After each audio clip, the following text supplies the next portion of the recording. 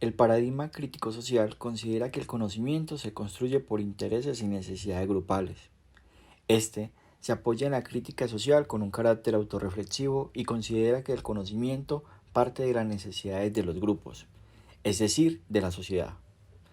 Por ello, pretende la autonomía racional y liberadora del ser humano que se consigue a través de la capacitación de los individuos.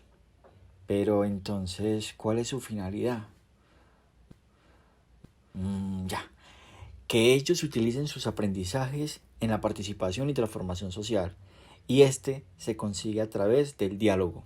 Por tal razón, su dialéctica está enfocada en transformar la ignorancia y las falsas apreciaciones de la realidad en una conciencia informada que promueve los cambios en las estructuras a partir de las acciones. En la educación, el paradigma crítico social es denominada como ciencia crítica de la educación, enfoque reconstructivista, racionalidad emancipadora, pedagogía concientizadora, proyección pedagógica, pedagogía participativa, entre otras. ¿Cuál es el aporte más importante de Kant, Hegel, Marx, Nietzsche, Heidegger y Spengler al paradigma crítico social? Kant critica la razón con un carácter de desconfianza. Eso quiere decir que le da más valor a lo intuitivo que a lo racional. Hegel. El aporte más importante de Hegel es la contemplación agresiva y destaca la distinción entre sujeto y objeto. De este modo, la razón llega a ser un instrumento.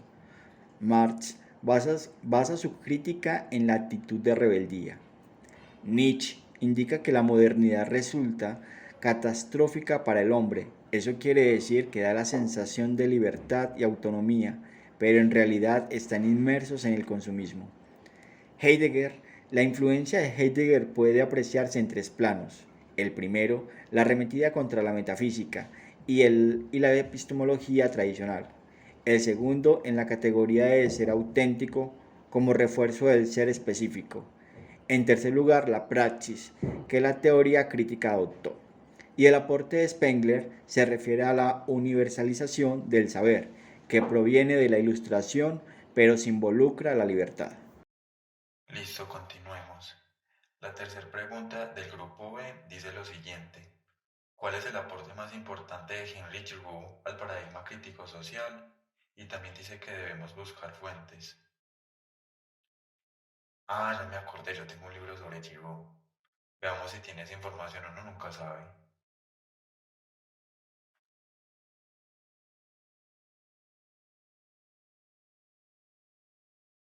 Uy, lo encontré.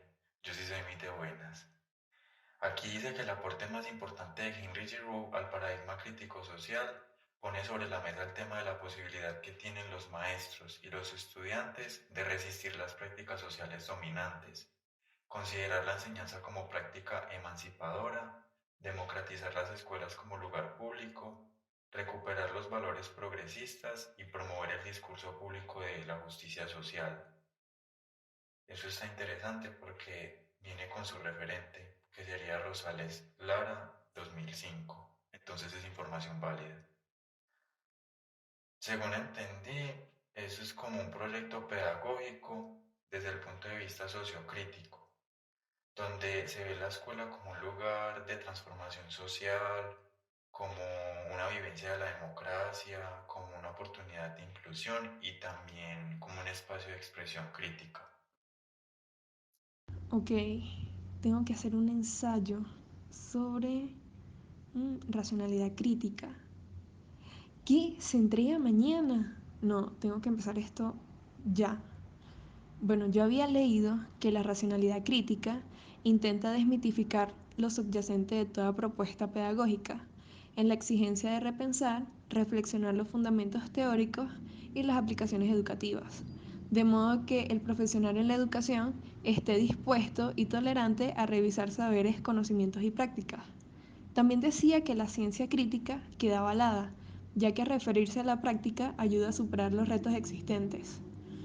Mm, Bueno, también decía que el trabajo y la interacción configuran las reglas metodológicas para la organización de procesos de investigación, puesto que el interés del conocimiento emancipador como tensor dialéctico implica una realización liberadora. También decía así, que se plantea el carácter científico de la pedagogía, con su objeto de estudio, el proceso formativo del hombre, en sus dimensiones instructiva, desarrolladora y educativa. Entonces, todo esto quiere decir que la racionalidad crítica hace que nuestros saberes y creencias se sometan a la crítica, a repensarlas, analizarlas, y que de esta manera pueden ser transformadas o reemplazadas. Ok, voy a escribirlo antes de que se me olvide. Ok, creo que tengo todo para hacer este escrito. Lápiz, papel, documentos. Ok, entonces, ¿qué es la pedagogía crítica? Bueno, voy a poner que la pedagogía crítica considera que la realidad no es un simple producto de las estructuras o sistemas, sino también de la acción humana o del mundo de la vida. En su práctica, la pedagogía crítica es capaz de reconocer y potenciar espacios educativos de conflicto, resistencia y creación cultural, con lo cual reafirma su confianza en el poder emancipador de la voluntad humana. Si bien se fundamenta en una base teórica científica y en unas prácticas educativas que funcionan, no hay pedagogía crítica sin utopía posible. Ok. También que la pedagogía crítica tiene la misión no solo de desarrollar un lenguaje de crítica y desmitificación, sino de crear un lenguaje de posibilidad que pueda generar prácticas de enseñanza alternativa, capaces de confrontar los esquemas dominantes, tanto dentro como fuera de la escuela. Entonces, la pedagogía crítica establece teorías y prácticas para enseñar el pensamiento crítico de los estudiantes. Listo. Bueno, nosotros pensamos que el paradigma crítico social está en gran medida relacionado con la situación actual de la educación presencial, ya que se fundamenta en la crítica social con un marcado carácter autorreflexivo. Ejemplifiquémoslo de esta manera. Consideremos que en Colombia la enseñanza para un conocimiento se construye siempre por intereses. Esos intereses parten de la necesidad de los grupos, y es aquí donde se pretende que la autonomía racional y liberadora del ser humano se consiga mediante la capacitación de los maestros. Sin embargo, cabe resaltar que la mayor parte de nuestros sistemas educativos son anacrónicos. Esto quiere decir que se crearon en el pasado.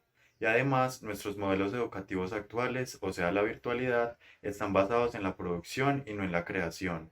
Este sería el ejemplo clave, pues la educación en este punto es estandarizada y lineal, sin matices ni acordes, una educación descolorida y con poca motivación para el pensamiento crítico.